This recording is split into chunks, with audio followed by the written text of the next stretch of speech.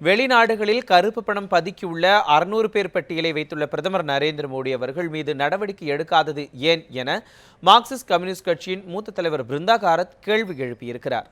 அரசு பண பரிமாற்றத்தை கண்டித்தும் மத்திய மாநில அரசுகள் ஊழியர்களுக்கு சம்பளத்தை ரொக்கமாக அளிக்க வேண்டும் என வலியுறுத்தியும் சென்னை மருத்துவ இயக்ககம் அருகே போராட்டம் நடைபெற்றது. இதில் கலந்து கொண்டு பேசிய பிருந்தா காரத் பிரதமர் நரேந்திர மோடி மீது சரமாரி குற்றச்சாட்டுகளை முன்வைத்தார்.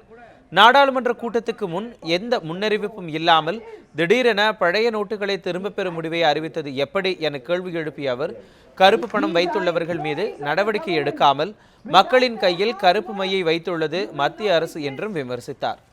கருப்பு பணத்தை ஒழிப்பதாக கூறி நாட்டில் 86% பணப்புழக்கத்தை பிரதமர் மோடி முடக்கிவிட்டார் என்றும் குற்றம் சாட்டிய பிருந்தா காரத், மக்களின் சேமிப்பை மீண்டும் வங்கிக்கே கொண்டு வந்து தவறிழைத்த அதே கார்ப்பரேட் முதலாளிகளுக்கு கடனாக அளிப்பதே மோடியின் திட்டம் என்றும் விமர்சித்தார்.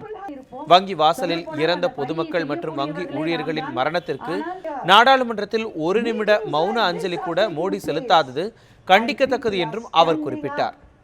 வெளிநாடுகளில் கருப்பு பணத்தை வைத்துள்ள 600க்கும் மேற்பட்டவர்கள் குறித்த விவரம் மத்திய அரசிடம் இருந்தும் அவர்கள் மீது நடவடிக்கை எடுக்காமல் மக்களின் பணத்தை மாற்றவே அரசு நிர்பந்திக்கிறது என்றும் பிருந்தா காரத் குற்றம் சாட்டியுள்ளார். We have demanded that till 31st December the old notes should be allowed for the wages, for settlement and for day-to-day requirement of cash by working people in India.